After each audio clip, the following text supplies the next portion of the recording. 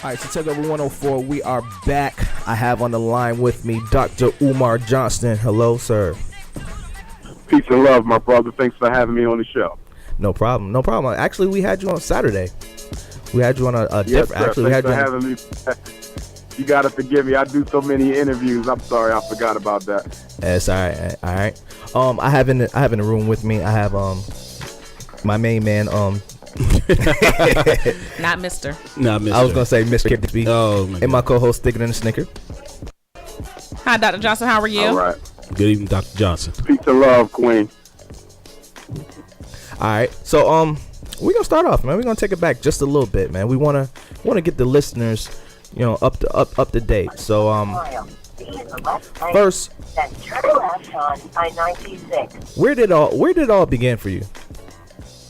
It all began for me, I would say, during elementary school. I had a mandatory Black History class during my 4th and my 5th grade years, which was taught by Mrs. Green, African-American member of the community, and I think she inspired me to really get involved into the knowledge of self, of our people, Black consciousness in history. And then I would say right after that, about a year or so, my father took me to my first family reunion, which was in Baltimore, Maryland, where I learned that I was related to the Honorable Frederick Douglass. And so I think the Black History class, along with finding out my relationship to Frederick Douglass, really motivated me to get into a form of struggle or to live my life in such a way where I could benefit our people. Okay. All right. So in many ways, I'm a testament. I would say that I am an example of what can happen when African children are taught who they are early in life. That's powerful for you to say. This is Kerry Digsby, Urban Times Magazine. Brother, good to finally hear from you and hear those words as well. Thank you for that. Thank you for them to learn who they are. Yes, early on.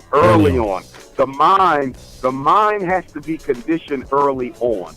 The best years to condition a child is birth until age 12. Whoever conditions and indoctrinates that child from birth until age 12 will pretty much govern the unconscious operating mechanism by which that child will run their life for the rest of their days. The problem with us is we give our children best minds to the miseducation machine, to the Catholic school, to the white private school. The best years of indoctrinating a baby are given over to non-African people, and then we, ironically, spend the rest of their life trying to bring them into African consciousness when we allow white folks to give them a European consciousness. It's interesting. Let me ask you a question, and I definitely feel you in regards to that. And I know your history and a lot of what you do is to definitely encourage our young African American males. And I know for quite some time you've actually even mentioned how the system itself tends to diagnose a lot of them with either ADHD or even speak about them having special needs.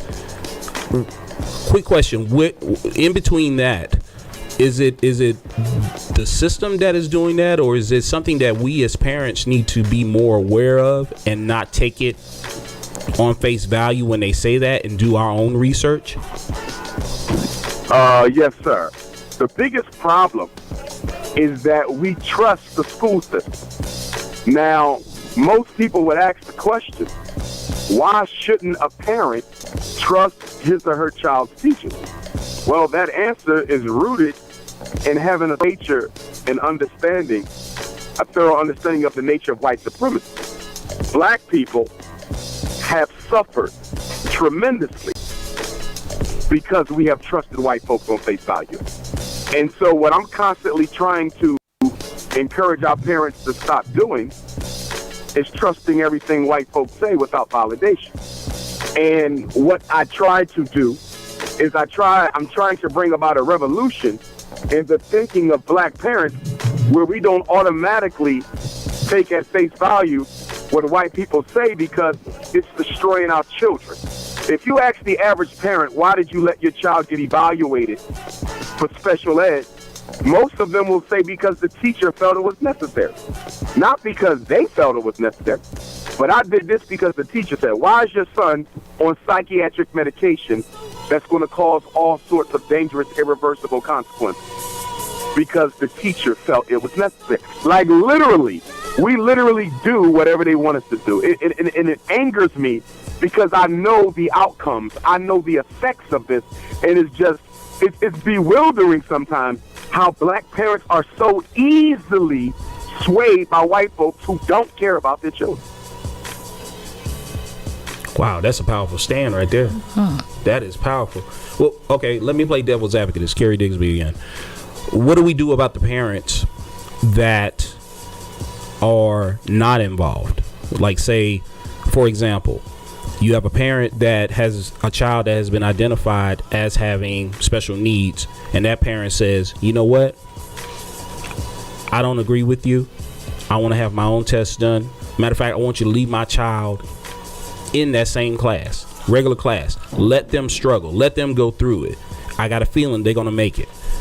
But then on the flip side, you got another parent who doesn't even go to the PTA meetings, doesn't look at the homework that the child brings home, hardly is involved in the process of the child's life. And like you mentioned, the child has those very important years of growth, but yet they're not contributing to that child's growth at that time. So I guess my question is, do we say that's a system situation, or do we put that responsibility on the African American parent? Well, it's both. It's both. Now, let's be clear. The system is wrong because the system should not be selecting, identifying, misdiagnosing, and placing black kids in special ed when they know the reason a child is struggling is because they never taught them. That's criminal. That is absolutely criminal. So the system has primary responsibility. Institutions are created to serve a function. So an individual cannot be more responsible than the institution that is supposed to serve the function. However, when you introduce racism into the equation, and when you introduce the fact that we've been dealing with white folks in this country, in these United States, since 1619, it'll be 400 years in 2 years. On August the 20th of 2019, that will be 400 years of blacks in the 13 colonies. So because we've been dealing with white folks for 4 centuries, and because those white folks have been extremely consistent in their mistreatment of black folks, we don't have excuses anymore for trusting the system. That's my issue. How do you still trust after 398 years of consistent oppression? It's insane. And that's where we have to be held accountable because we know better. It's like if you walk down the street and you get robbed. And you walk down that street, you get robbed again. And then the third time you get robbed. Now, the robber bears primary responsibility, had no business robbing you, and you were given no knowledge that you would be robbed. But because it has happened already, experience, you should have known you shouldn't have walked down that street. Now, does that mean that you're responsible for being robbed? No. But you do bear some degree of accountability because you've been through this before, and because experience has taught you better, you should have made a better decision. Yeah, and that's why we have to hold our people accountable. I agree with you. And with that analogy, with that robbery, that second time, I wouldn't have gotten robbed again. They would have known me then. Exactly. But again, that's equipping yourself though to be prepared for that situation. So like you mentioned, the first time you get robbed, second time you go down there and you're about to get robbed, you're going to be either packing or you're going to have help or you're going to alert the authorities to let them know. You're going to be prepared for that situation when you go down there the second time, so there won't be a third time. So I guess I'm kind of playing into that what you were saying, and I definitely appreciate you saying that as well. But somewhere along the line in the thought process, how do we get the parents though to be accountable for their child's involvement? You know, somewhere along the line, even though, like you say, with the system being as flawed as it is, how do we get them to either identify that the system is flawed and make the necessary steps to make sure their child is not deemed special need or having to take Ritalin or ADHD? How do we get them involved so therefore they're not doing that, and they're taking other steps, other precautions, so therefore the child can come out and become a productive citizen, an educated citizen, a fully aware citizen. Well, here's the thing. For me, the parent is not target of intervention. It should be the community itself. Because we do not operate as a community, everything falls on the parents. We got to be very clear about that. In most healthy, functioning communities, it is the community that takes responsibility. They take responsibility for the crime. They take responsibility for parents. They take responsibility for the miseducation of a system, because no one parent, and let's keep in mind, put this in context, 75% of all black kids are raised by single parent mothers, and a significant portion of those mothers are poor. So to ask a single parent poor mother to bear the brunt of the responsibility of effectively looking out for their child, I think that's a bit too much responsibility with the lack of accountability on the community itself. It should be the community. Where are the churches at in this? Where are the community-based organizations at this? Where are the black businesses in this? Where are the fraternities and the sororities in this? Where are the black conscious communities in this? We have too many stakeholders to claim to be about the business of our people. We have too many people collecting money on Sunday for us to always turn around and look at the parent. I do not blame the parents alone. Yes, they must be held accountable, but I also understand that they are operating within a community that is dysfunctional and that does not in any way, shape, or form support our black parents. So when I look at the graduation rates, when I look at special ed rates, when I look at the ADHD rates, when I look at the mental retardation rates, when I look at the juvenile incarceration rates, when I look at the dropout rates, I'm not saying our parents are horrible. I'm saying our communities are horrible. Well, Dr. Johnson, I can kind of see where you're coming from with that, but it sounds like you are taking the responsibility away from home, and home is where it starts. The community is where it starts, not the home. The home is where it starts. You know, I'm a mother, and I believe that it is the mother's duty or the parental duty to be directly involved in your child's life and development, and I don't hold my community accountable for that. That is up to me. Now, it's great to have community support, but at the end of the day, the community is made up of other moms and fathers. That's exactly what it's made up of. Everyone doesn't need to utilize churches or outreach centers and things like that in order to get that. And right, question that CW posed was really just how does the parent actually play into getting more involvement or, helping with the system the way it is set up now as far as diagnosing these babies. You haven't given us a way to do that yet. You're just taking the blame off of the parent and putting it onto the community, and it's not the community's fault at the end of the day. At the end of the day, it's up to the parent to raise those children. It's great to have that, and yes, we don't say it does take a village, and we do need that, but to say that it does not, that you don't hold the parent accountable, to me is reckless and irresponsible. Okay. Well, firstly, I don't think you listened to what I said, because I was very clear in stating that parents do bear a degree of responsibility. But I am going to have to significantly disagree with you. My perspective is rooted in African culture, and in African culture, the parents are not the first line. It's the community. In African culture, the elders and the community determine even how families are constructed. The community even determines how the families are constructed. They even determine who can get married.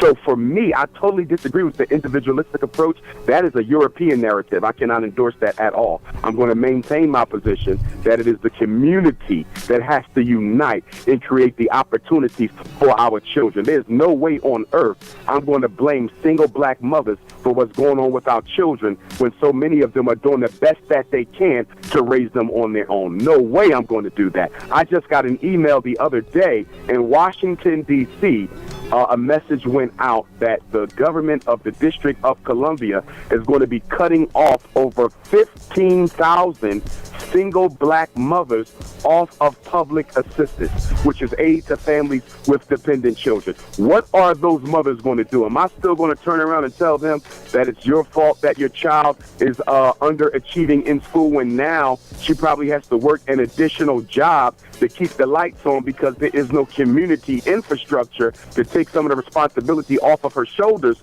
so that she don't have to struggle as much? I mean, you're talking about a black community, by the way, that spends $600 million on McDonald's every every year, that spends $9 billion on perm and weave every year, that spends $4 billion on alcohol every year. We have enough money coming into our community that our children should all be attending independent African schools. The conversation about special ed shouldn't even exist for black people. The conversation about ADHD shouldn't even exist for black people. The conversation about Ritalin and Adderall and Concerta and Vyvanse and Cyclers and Zoloft, it shouldn't even exist for us, because we live in a community that could take its Christmas money and give black children an independent education. So what makes this so sad is that we even have to have the conversation, because we come from a people who have the financial wherewithal to create a new reality for their children. I will not blame the single mother. Okay, well, the single mother is not about blaming the single mother. That's not the point of the conversation. Every person or every child with special needs does not come from a broken home. We're talking about the special needs and the system of the children. That's what the question was targeted to. It wasn't about weaves and perms and about Christmas money. It wasn't about that necessarily. It was just saying, hey, how do we, as a people, because you said that the parent is not, or the mother is not accountable, the parent is not accountable. I'm just saying that's one demographic of the African American community. That's one different demographic of it. But everyone in the African American community who still might go through these issues, you're breaking up a little bit. You're breaking up a category. little bit. Okay. Can you hear, Doc? You're breaking up a little. I can hear you clearly. She doesn't sound as clearly as you sound right now. I don't know if her mic is. You sound crystal clear. She sounds a little faded out towards the latter part of her comment. Come on, keep talking. Let me. You know what? Now, I love the passion that each one of you are bringing to this, and this is important in regards to dialogue, because you get to see each individual, understand each individual. And I kind of understand where you're coming from, sir, in regards to the dynamic. And it's kind of ironic, because when you mentioned it as far as the, how communities were back in African times, in regards to how, of course, the elders dictated as far as, how we were to interject with each other, how we were to marry and such. So let's fast forward then to, of course, we're currently here, 2017, 21st century, and basically, as you mentioned, we have single mothers that are raising kids. We have situations in which fathers aren't stepping up to bat in order to do what they need to do. So of course you have those broken homes. Then you have blended families, and not to mention, even several of your colleagues have even mentioned, a lot of times when these children are being diagnosed, some of the outlying factors are some sort of trauma at home, So again, it kind of reflects back to my question as far as the family unit, or how it begins at home. Because let me just share a little something with you. I have a mother and father that are still together after 50 years, and that's a blessing. Okay. My mother and father graduated with a 6th and 8th grade education. Okay. And from that, I was able to, of course, do what I had to do in school. I was hyper. My parents didn't want me to be on Ritalin. They refused it. They let me do what I need to do, and I advanced in my classes. I was actually, when I lived in New York, I was ahead of kids that were in 1st grade. I was going to 2nd and 3rd grade. Okay, I put myself through college. I obtained 2 degrees, all those things, and I've raised 3 sons that in turn are doing the same thing. So again, I'm questioning that, how it's not part of the family to be responsible for the upbringing of the child.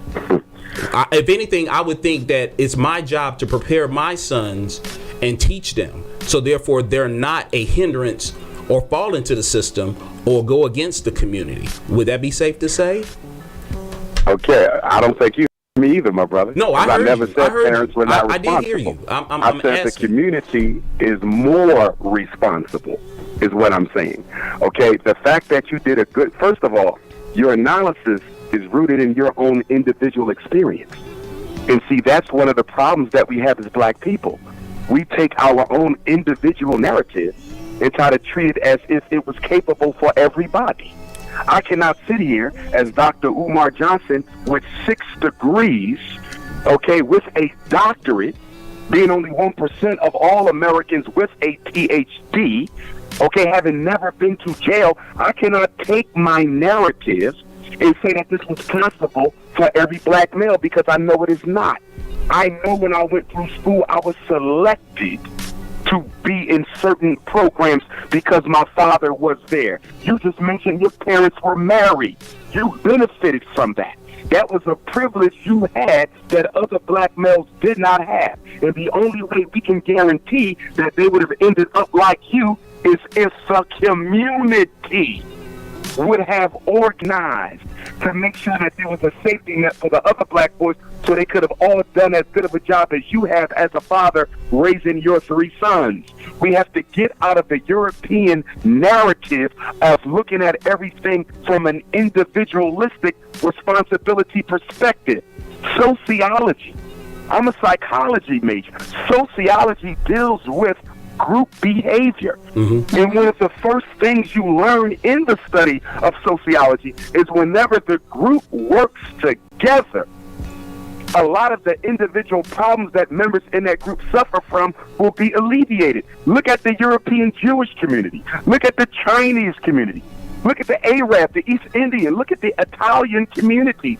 They work as a group. It doesn't mean they don't have delinquency. It doesn't mean they don't have some issues. But they're able to safeguard against a lot of the things that black people have, because so much of our perspective is rooted in an individual narrative. I'm so tired of hearing it everywhere I go.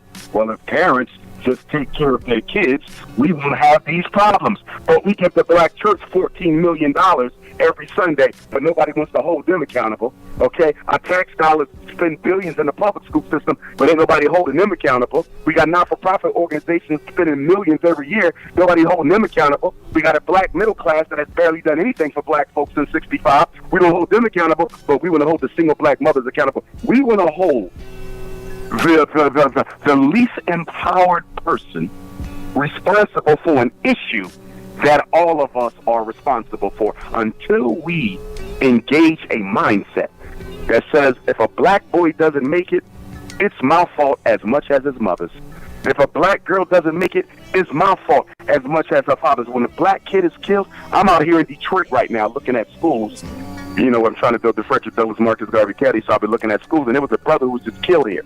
He was over in the Middle East. He did 2 tours of duty over in Iraq or Kuwait or whatever. He came home. He got robbed and was murdered. I guess he tried to defend himself, I think, and he was murdered. This brother should have never even happened. When I hear stuff like that, I'll look at what could I have done differently. We have to embrace a community perspective. This individualistic perspective is rooted in our self-hate as a people and our unwillingness to take accountability and responsibility to each other and for each other.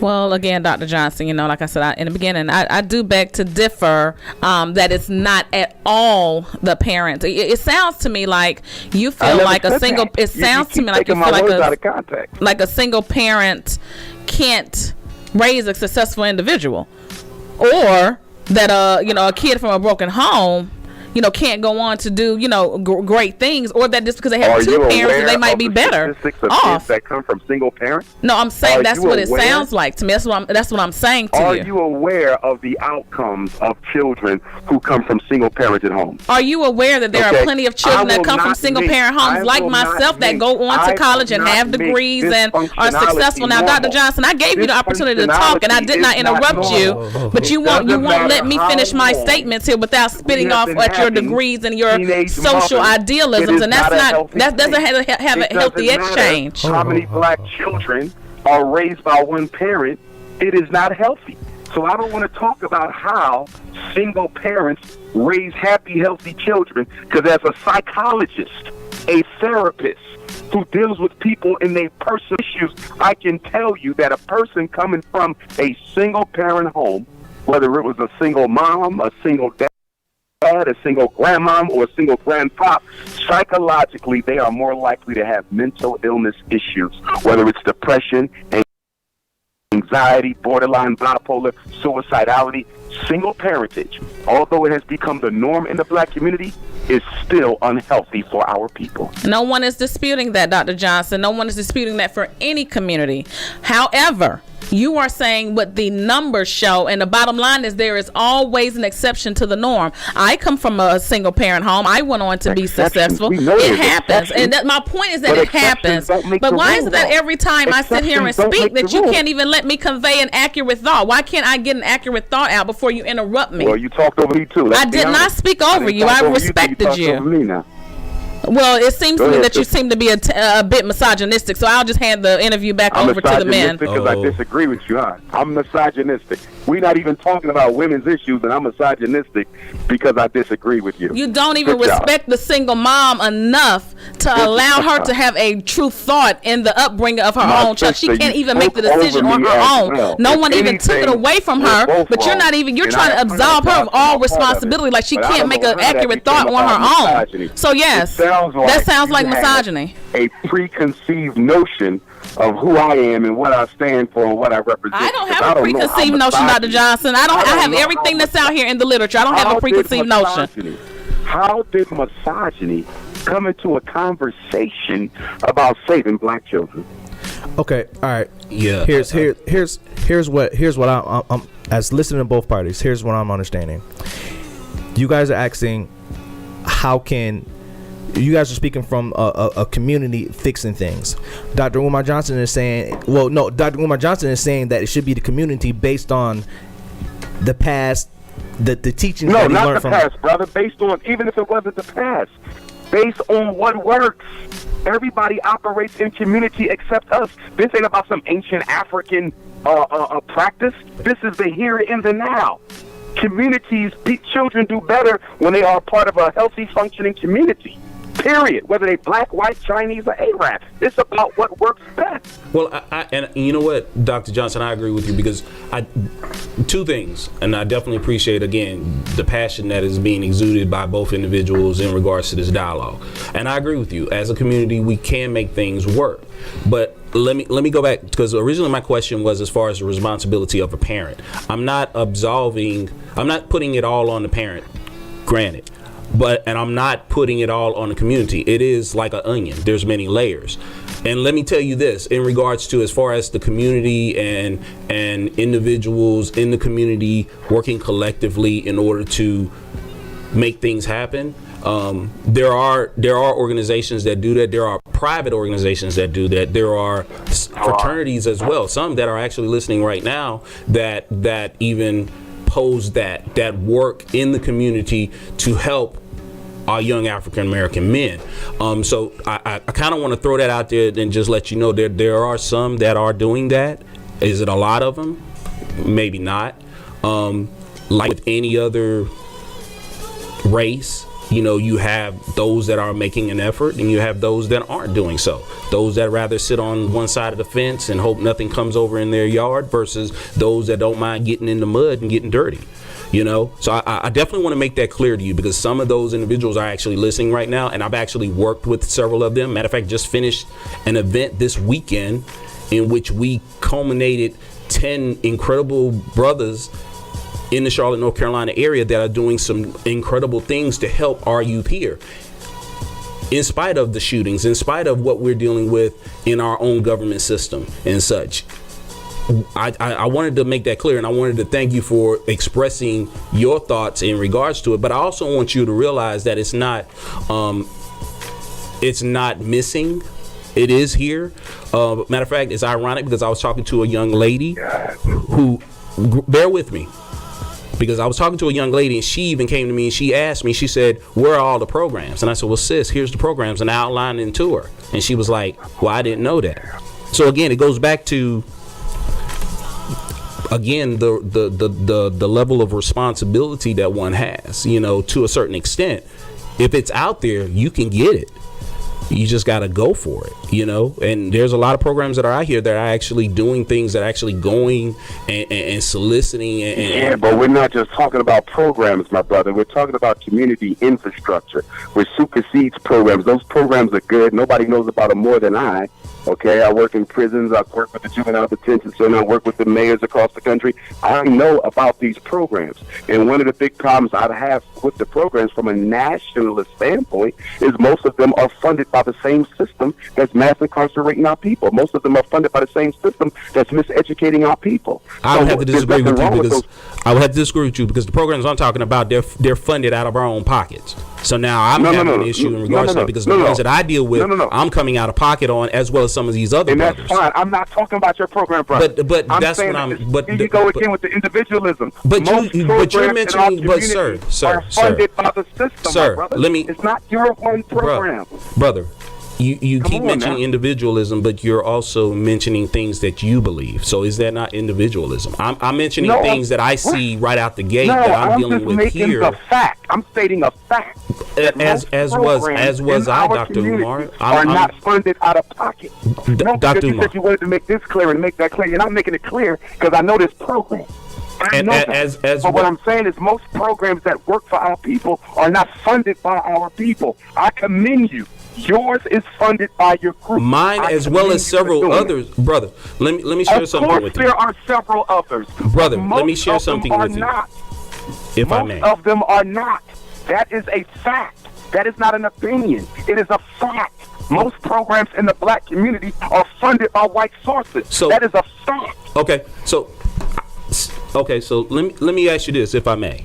And that's very interesting that you mentioned that. And there was a question that I had, and I'm curious as well in regards to your academy, because I think that's a wonderful idea as well. And I know you're trying to put that together right now. So, for example, when the academy comes to fruition, we're going to say it's going to come to fruition because it's something positive that needs to occur.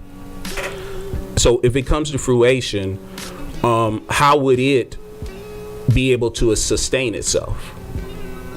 How will my academy be able to sustain itself the same way private schools all across America sustain themselves? I mean, there's no secret to how you do that. You fundraise, you have tuition, you also float endowment, whereby the school will be able to exist off the interest from the endowments. So there's a lot of different ways to sustain independent schools. We have the oldest African-centered independent school in America in Washington, D.C., who's run by a good friend of mine, an elder in our community, Father Zulu. Mm-hmm. It's the oldest, longest continuously open independent African school. So, there's no secret to how you keep a school sustained. He's done it for over 50 years. He's an elder of mine. I know other elders. I'm not new at this. I'm an educator. I've ran schools. So, there's nothing new about it. But in terms of the specifics of it, that's not the public's business. It's a business operation. And so the parents whose children will be allowed to attend FDMG, because we're going to do a lottery system, because I'm sure we won't have enough seats to accommodate everybody. They will know the inner workings of the school, but nobody gives out a business plan to the public, nor will I be doing that. But sustaining the school will not be an issue. My biggest issue is dealing with the children that I don't have seats for. That is my number one concern, because I'm now looking forward to the day where I have to tell a mother or a father, I'm sorry, but we're already past capacity. So my issue will not be expanding my school. My issue will be trying to build additional schools beyond that to accommodate all the children that cannot fit in the initial academy. Do you take the same blueprint that you do from the initial school and, maybe franchise, or I don't understand the business concept, but make a second school?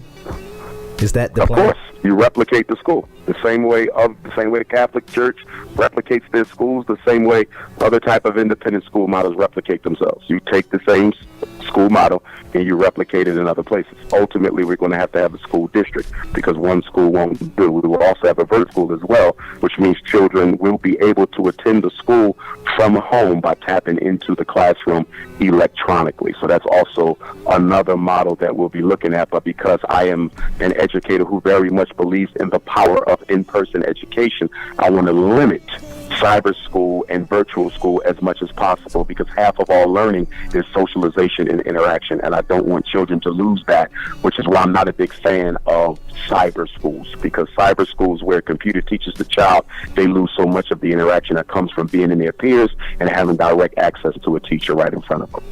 Okay. just to spin this around just a little bit, we spoke about families, single families. We spoke about the community. We really didn't speak about men in today's society.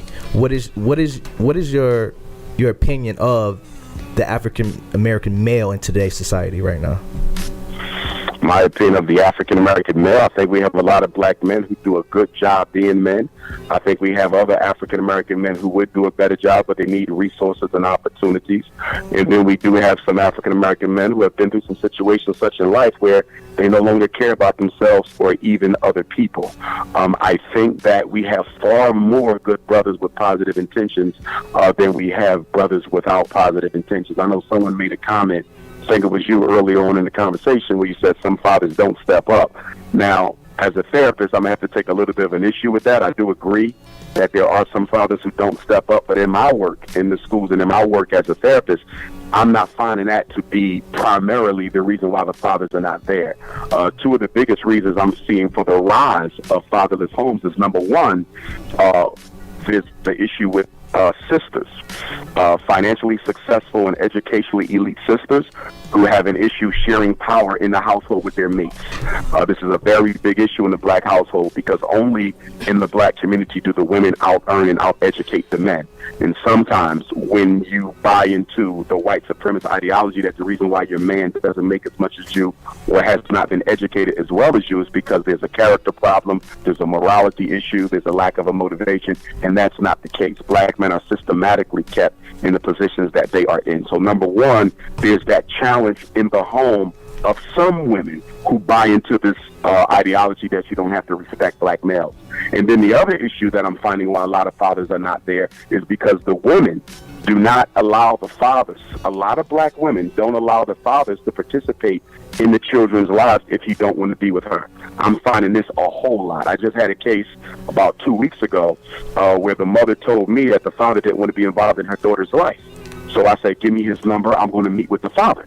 So I met with the father, and lo and behold, I found out that he was trying to be involved in his daughter's life, but the mother was constantly making it difficult for him to participate. So it's not always about the father not wanting to be there. We have to go beneath the surface. I actually am blessed to be in a position where I can get the truth from a situation, but some of us are real quick to jump to conclusions and blame fatherlessness on the father, when the truth of the matter is women are just as responsible as men are for why the fathers are not in the homes.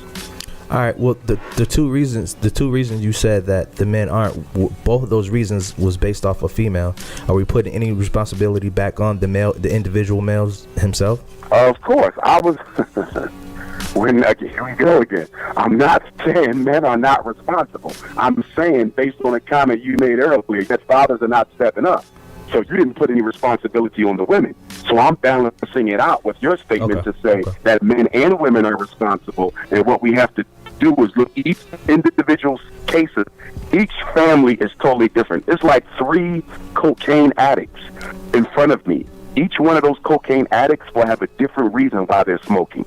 So even though they're all on cocaine, the treatment plans for each one of the addicts will be different. It's the same thing with family. I might be dealing with 3 different family therapy situations, and the issue, while the father is not in the home, might be totally different. In one case, it may be because he's domestically abusive. And that is one thing where black men need a lot of help. I'm going to straight up say that.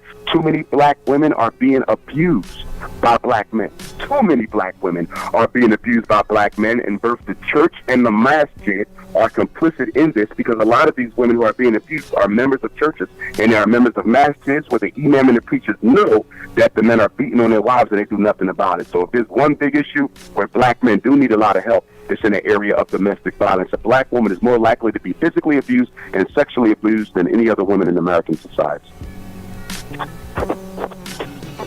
Okay. All right. We spoke about black men. Let's see another one of my topics.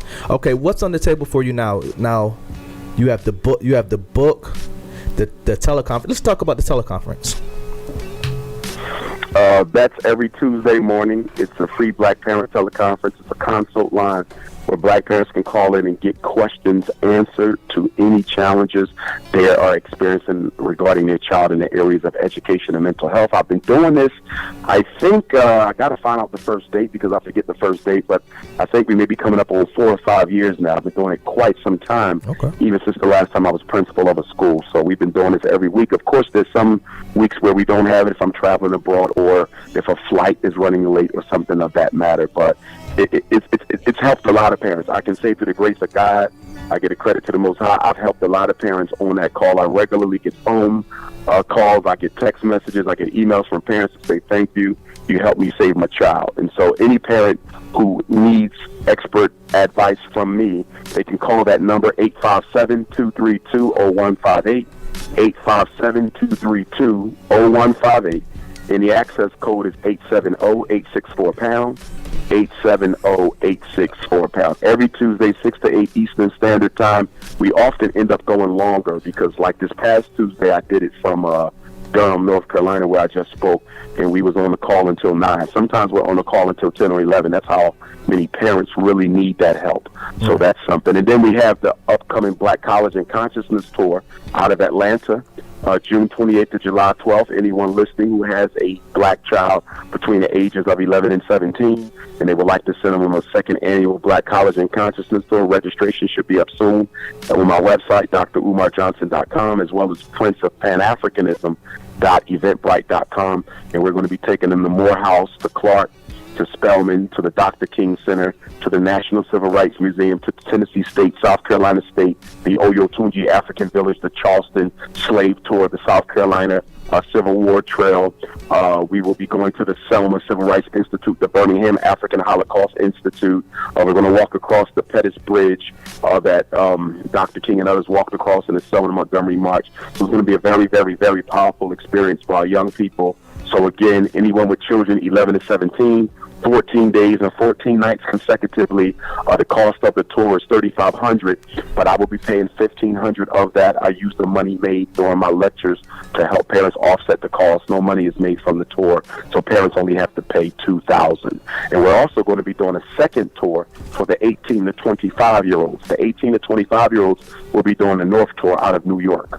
And I haven't set the date for that yet, but they'll be going to the Apollo, the Malcolm and Betty Shabazz Center. They'll be going to Cheney, Lincoln, Howard, Coppin, Bowie, Morgan, the African Holocaust Institute, Harriet Tubman Museum, Harriet Tubman Home, Frederick Douglass Grave, Benjamin Banneker Home, the Nat Turner Trail. And speaking of the Nat Turner Trail, this August the 21st, which is the anniversary of the commencement of the Nat Turner War in 2017, we will all be on Nat Turner land, where the revolution took place. All of you are invited. Everyone in Charlotte is invited. The whole Black America is invited. And we're going to politic with each other and network with each other and fraternize and fellowship with each other as we remember Nat Turner in the greatest war waged by an African against white supremacy on this soil. And the reason we're doing it this year is because the next total solar eclipse will be on August the 21st, 2017. And it also coincidentally in 2017 this year there's two eclipses, one in February and one in August. And ironically, the year that Nat Turner led his rebellion, there was an eclipse in February and in August. So we don't believe in coincidences in African culture. We believe that's a message, not that it's time for us to go to war, but that it's time for us to bring about a resurrection of our people. Okay.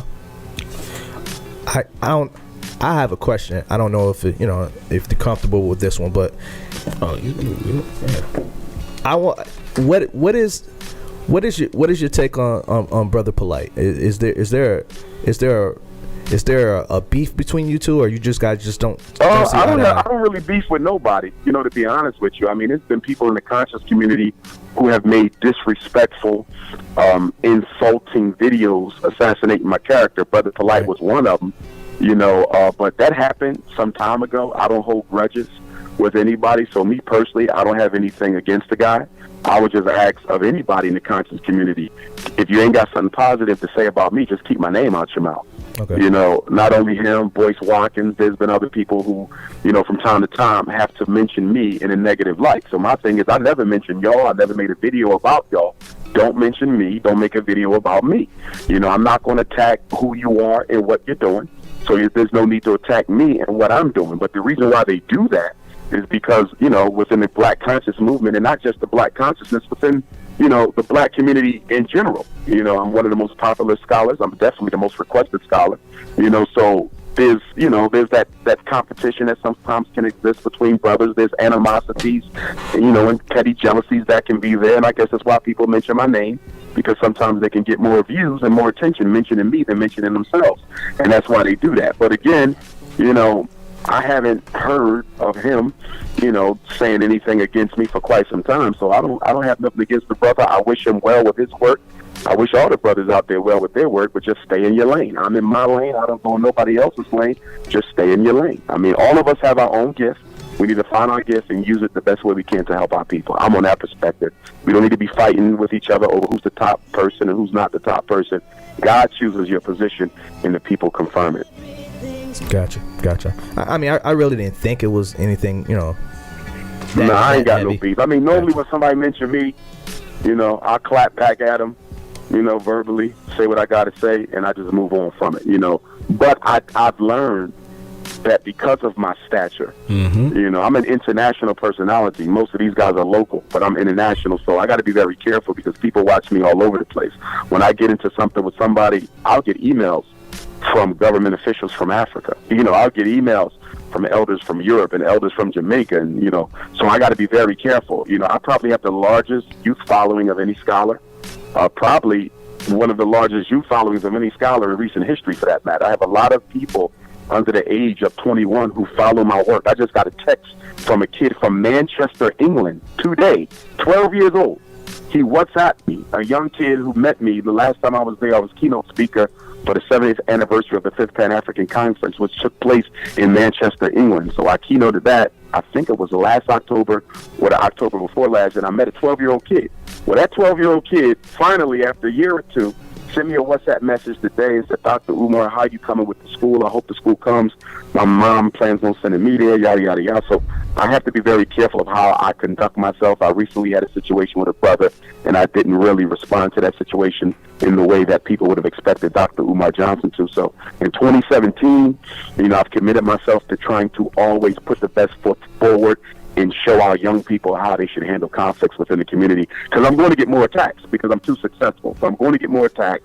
More of them are going to come, but I do have to show a better way of handling that conflict because we got enough brothers killing brothers on the street. Of course, we're not going to engage in that behavior, but killing each other verbally isn't too much better than killing each other physically. Amen. I was just about to chime in and say that because of current situations that are occurring in society now, in which we constantly, and it's so ironic that you even mentioned that, because as we constantly mention how the system is definitely, played against us, and it's caused for us to be in a position in which we're downtrodden to a certain extent. It's just ironic that Jerome can go out here and shoot Clay either over a pair of shoes or a corner or a chick, and yet we're a minority.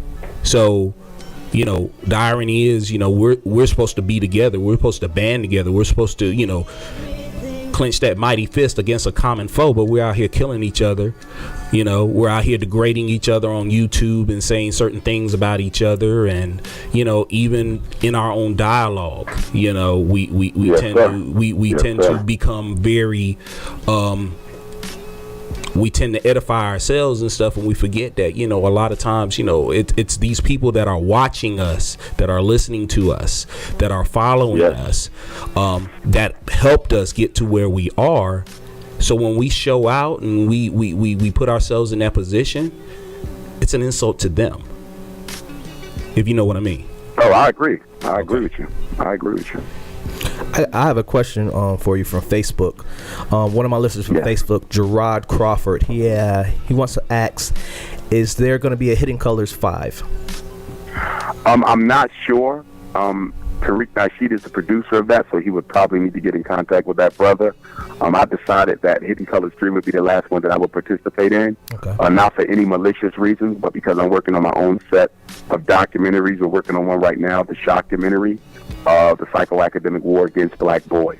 And so I'm going to put out a series of documentaries that is going to chronicle the war against our children in public-private parochial school, as well as juvenile prison, and as well as in American society as a whole. So I had to pull back from participating in so many other documentaries so I can focus on the one that I'm working on right now. Makes sense.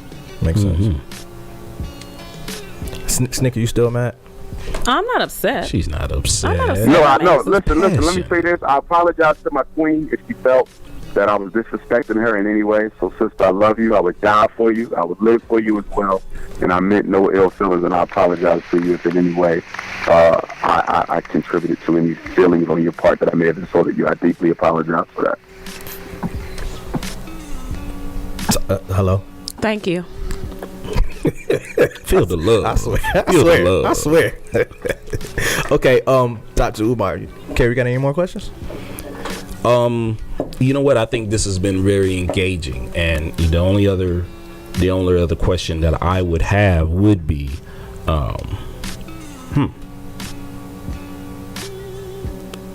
Come on now. Well, I'm thinking about the school. No, seriously, I'm thinking about the school because, I mean, he's been working on it for quite some time. And, and when I asked the question earlier in regards to as far as the funding and stuff, it was by no means trying to get into the business plan thereof, because I know, my business plan is my business plan for my things here in East Coast and vice versa. My thing is, and I think you may have answered it already in regards to a scholarship, for many of the youth.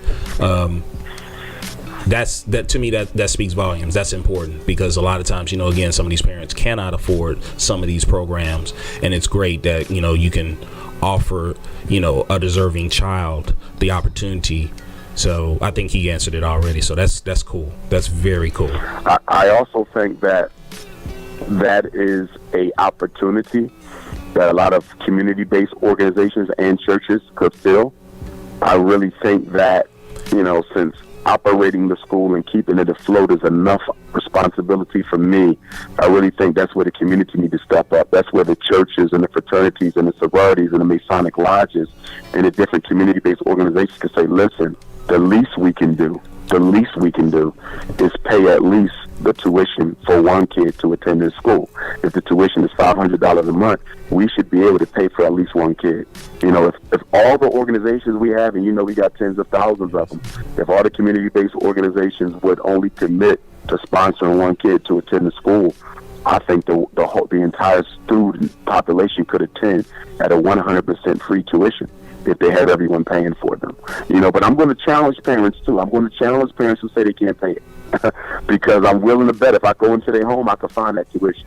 First of all, you're going to have to stop getting your hair done twice a month. Okay? Then we're going to have to stop buying him Air Jordans. And then we got to look at that cable bill. You can have cable, but you don't need every channel that's in creation. I mean, you got a Mercedes-Benz out there, but you're talking about you can't afford the tuition. I noticed, it's about priorities. What I find, it's about priorities. It's really about priorities. It's just like when you went to college. Think about all the students who had to take a semester off because they didn't have their tuition bill, but they always had fresh Timbs on. They always had a nice car. They always had the lovely coats. It's like, wait a minute now. How is it you got money to look fly, but you ain't got money to pay your tuition? A lot of times it's not that we can afford it, it's that we don't want to pay for it. We don't value things that are necessary. I mean, that has always been an issue with us since slavery. We love to spend money on things we want and beg for the things we need. And that comes from conditioning, because in slavery, you were not supposed to be concerned about your future. Your whole life belonged to your slave master. You don't need no life insurance. You don't need no college tuition fund. You don't need to be saving for no marriage. I own you. You exist at my pleasure. You exist for my benefit. You don't exist for your own benefit. And so that mindset of living for today and not living for the next generation has really intergenerationally infected us as a people. So much of how we think and so much of how we act is still rooted in slavery. It's amazing when I hear black people say slavery's over, we should stop talking about it. No, we still behave like slaves. The one thing slavery did to black people, what clearly shows the impact of slavery on us, especially in comparison to other groups, is we're the only people in America who are absolutely comfortable having other people control their reality. We're comfortable having our kids be taught by white women. We're comfortable praying to a white Jesus. We're comfortable not controlling the churches. We're comfortable not controlling the politicians. We're comfortable having Chinese restaurants in every corner. We're comfortable with the European Jews dominating the banks. We're comfortable with other people controlling the most important and vital functions and institutions in our community. Chinese people would go crazy if most of their kids were taught by black teachers. European Jews would lose their mind if most of their banks were owned by Germans. Anglo-Saxons would go crazy if their kids had to be taught by Mexicans. Mexicans would lose their mind if they were dependent on Arabs for anything. We're the only people in America who are absolutely comfortable having no power over our reality. And that is a direct psychological side effect of slavery. Dr. Johnson, I have to tell you, I agree with everything that you just said.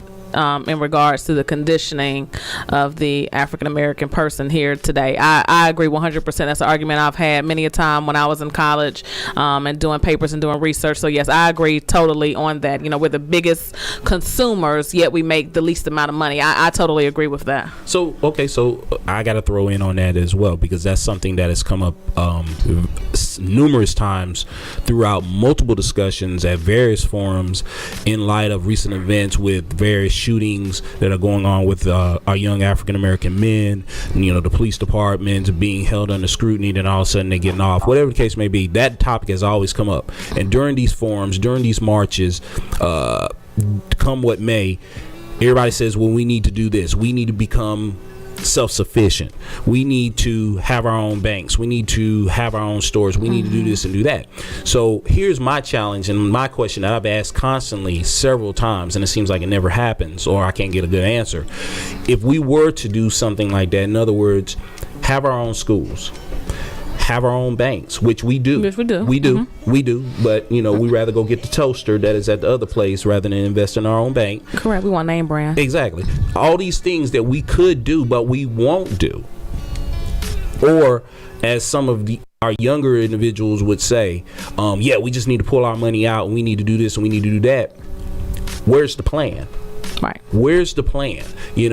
What do we have initially set forth and in motion right now? So therefore, people can pull their monies out of Bank of America and go to mechanics and farmers. Right. Or where can we see a school that is built primarily for African American youth and have the teachers that are available to teach in them, have the support system in there to run it, have the financial backing to support it, and giving a quality education. Exactly. Or even to the grocery stores, to have a grocery store that is for us, by us, providing fresh produce, organic produce, organic meats and things of that nature, healthy items, and have an individual that's there to teach how we can eat healthy and such.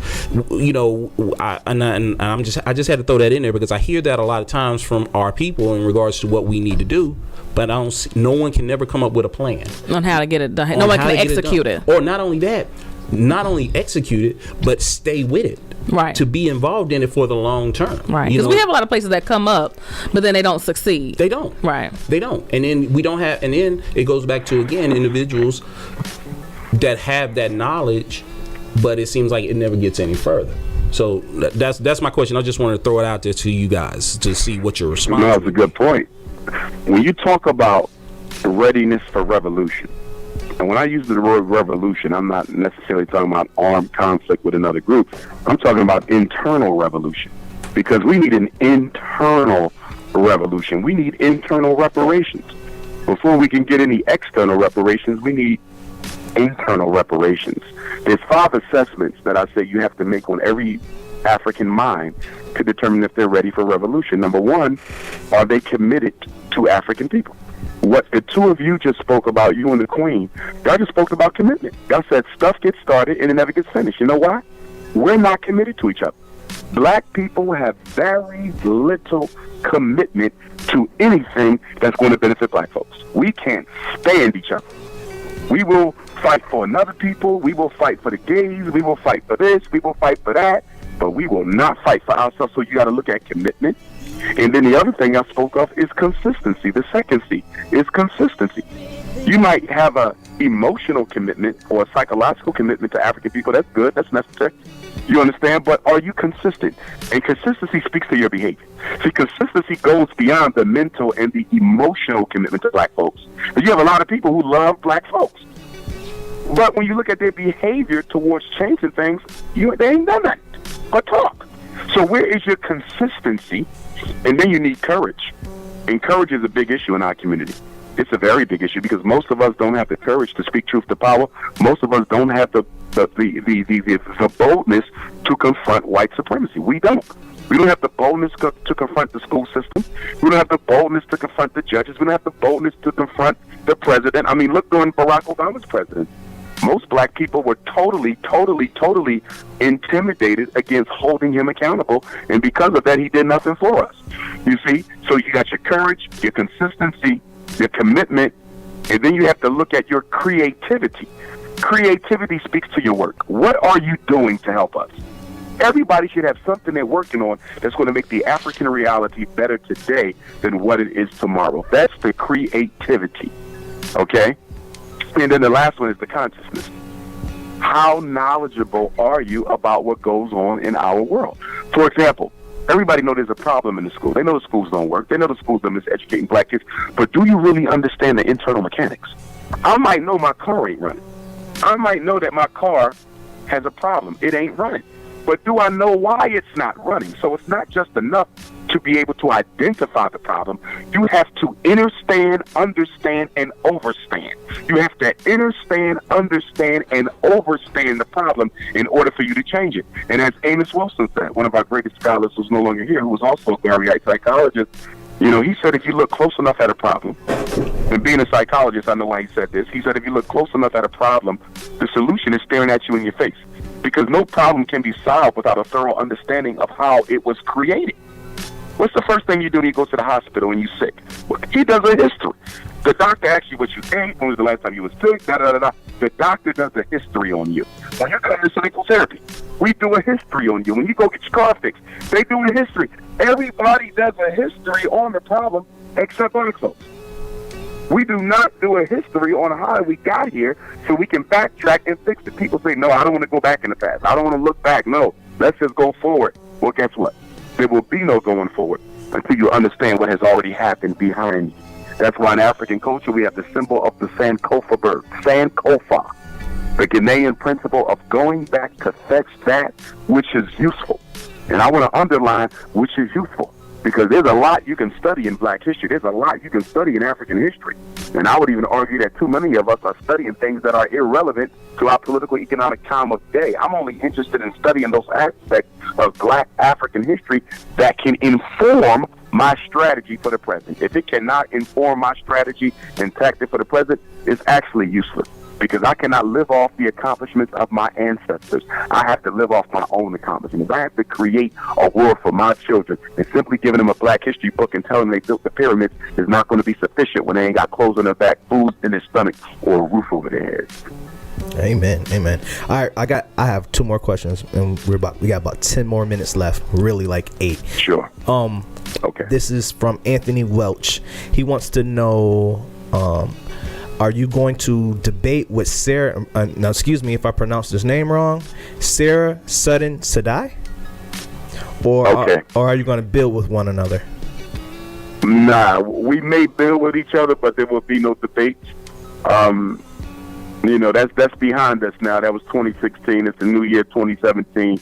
So I'm moving forward in positive energy. But one thing I am going to do, and if there's anyone listening to your show who would like to be a part of this, they can let me know. I will be hosting a first annual International Black Consciousness Convention, and it's probably going to be held in New York City. First annual International Black Consciousness Convention, where everybody who's into black consciousness, knowledge of ourselves, improving our people, can come together in politics and engage one another and strategize and begin to build the reality that we need. Because one thing about the black consciousness movement And of course, you know, I kind of supersede that, and I deal with the whole black community, not just the black conscious community.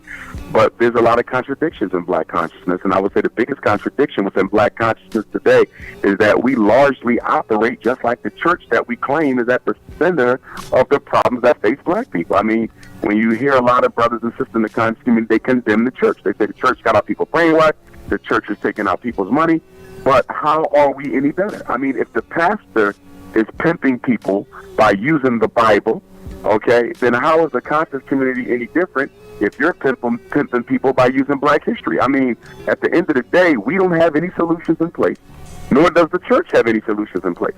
So how can you condemn an institution that you're actually imitating? Okay. All right, second question. This is from Zach Heath. He wants to know, what does he think? What do you think about today's music and the downfall of the youth, if any at all? And I believe. Oh, go ahead. I'm sorry. It was just another small part. And they have a responsibility. Any responsibilities as an artist? Do any of these artists have responsibilities? Yes, they do. And I'm tired of black recording artists evading responsibility, talking about they're not role models and parents should raise their own kids. That's a bunch of nonsense. That's a bunch of nonsense, because you want people to buy your albums and listen to them so you can get paid. So don't sit here and say parents need to be raising the kids when you're also raising the kids by putting out that despicable music. Now, I do take an issue with black parents, and this is something I'm clearly going to hold parents responsible for, not the community, and that is not policing the music that their children listen to. Black parents let their kids listen to everything. There's no reason a 7, 8-year, 9-year-old kid should be listening to gangster rap. Absolutely not. And I hear the excuses, well, I want my son to understand this and I want my son to understand that. Okay, well, let him listen to a couple songs. But to let him get programmed and indoctrinated with gangster rap by listening to it all the time, there's no way you're going to chalk that up to him simply learning about the world he lives in. That's nonsense. Here's the thing. Gangster rappers didn't create crime. They didn't create self-hatred. They didn't create misogyny. They didn't create mass incarceration. But guess what? They do glamorize it. They do advertise it, and they do promote it. And in so doing, you do contribute to the contextual climate that makes it more easy for those types of behaviors to be committed. There's 4 elements that are present in every single gangster rap song that you hear. I don't care who you listening to. They might have a different style. They might be from a different city. They may come with a different flow. Okay, it may have a different beat, but it's the same 4 elements. And those are conspicuous consumption. Okay, buying things that white people make is more important than anything else in the world. So you got to have the most expensive car, Louis Vuitton, Gucci rags, you know, everything got to be, you got to buy junk, garbage. They worship materialism. So that's number 1, conspicuous consumption. Number 2, misogynistic behavior. Have sex with as many different women as you possibly can, taking no responsibility for them, and they still normally call black women to be with. So there is that misogyny. So you got materialism, misogyny, and then you have extermination. They glamorize killing other black men. They never talk about killing white folks. You never hear that. It's all about killing black folks. The whole rap song, it's all about conflict with other black males. And then the 4th thing is going to jail. They glamorize going to jail. You see? And those are 4 big issues that the black community has that our gangster rappers are advertising, condoning, and promoting. So there's no way you're going to tell me you're not responsible for the current climate of dysfunction in black youth when you are their role models, you are the people they listen to, and you have the greatest influence over them. It's true that when a rapper says, I'm only rapping about my reality. Okay, I can understand that. An artist is supposed to reflect the reality. But guess what? We had poets during the Harlem Renaissance, James Baldwin and Paul Laurence Dunbar and others. They didn't just reflect their reality. They also tried to promote a new reality that they wanted black people to buy into. So yes, you might read some James Baldwin, you might read some Paul Laurence Dunbar where they reflected the negativity of the hood. But then you'll read another poem or another book or another essay where they promote and project a new image for the black community. And that's where the gangster rappers have to be held accountable. They are not promoting and condoning and advertising a more constructive view of the black community. Okay, all right. Dr. Umar, it's been great. You know what? This whole time, even though today is the last official day that President Obama will be in office, the inauguration is tomorrow for Donald Trump. Real quick, what is? I already know what you feel about Obama. So what do you feel about Trump? Okay, 3 things that African Americans got to prepare for under Donald Trump. Thanks to Barack Obama and thanks to ourselves. When Barack Obama became president of the United States, we were still the priority minority in this country. For 43 presidents, we were the priority minority. Under Donald Trump, for the first time, because Obama's presidency, I consider that a transition period. So I'm going to say for Donald Trump, for the first time, Black America, and you're talking since America has been America since 1776, about almost 250 years now. For the first time in over 250 years, you will no longer be the priority minority. Before, presidents had to deal with us. Before, presidents had to address us. Before, presidents had to say something for or against black folks. We were the priority minority. We were an issue that presidents had to define themselves against. Not any longer. We allowed Barack Obama to effectively take our agenda off the table forever. So under this presidency, we have to fight to reclaim our priority minority status. We may be an invisible people. Ralph Ellison, again, one of our great writers, he talked about the invisible man, about being there and not being there. Well, during the Trump presidency, black people are going to become the invisible people unless we don't stand up and show out. Number 2, under the Donald Trump era, you're also going to see a return of white racist nationalism like you've never seen it before. Okay, civil rights is out the window. Etiquette is out the window. We're going to deal with a lot more racial incidents under Donald Trump. And not because he's promoting it, but because he symbolizes a return to the old white America. Yeah. And because he is the symbol of that, white folks are going to use that as the energy that drives their racist behaviors against black folk. And number 3, it's the age of extermination. I really think we have to redefine who we are under the Trump era. If we are as we are now when Donald Trump leaves office, whether it's 4 years or 8 years, I think it would only be a matter of time before black people are completely exterminated. And I hate to say that, but this is a critical period for us. We are at a critical juncture in African history. We are at a point of no return where either we're going to stand up and do for self or we're going to go quietly to the cemetery as an entire people. Okay. Before we get up out of here, plug the book. Where can they find your book? How can anybody that Psychoacademic Holocaust, Special Education, and ADHD Wars Against Black Boys. If anybody needs the book, they can email me, and I will send them a link to purchase it, and I will mail it out. Again, drumarjohnson.com or drumarjohnson@yahoo.com. You can also text me, 215-989-9858, 215-989-9858. If you want the book, I will send you a link to pay for the book, and I will ship it on out to you. So that's not an issue there. Do not buy my book off of Amazon. Do not buy my book off of Amazon. Do not buy my book off of Amazon. I was in Raleigh, Durham the other night, and I found 2 bootleg books. I found 2 bootleg versions of my book. I found a couple in Memphis. Somebody is bootlegging my book. We're trying to find out who that person is. Wow. But please don't buy it offline, because not only are they charging you more, it's not even the real book. So please buy directly from me. I'm self-published. Wow. So there's no other way to get my book. If you didn't get it from me, it's automatically a counterfeit because I'm a self-published author. Wow. Okay. All right. Any closing remarks for you guys? I'm going to remember this interview, and I'm going to remember this interview not only because I think it was a good one, and I think it started kind of testy, but it ended up extremely positive.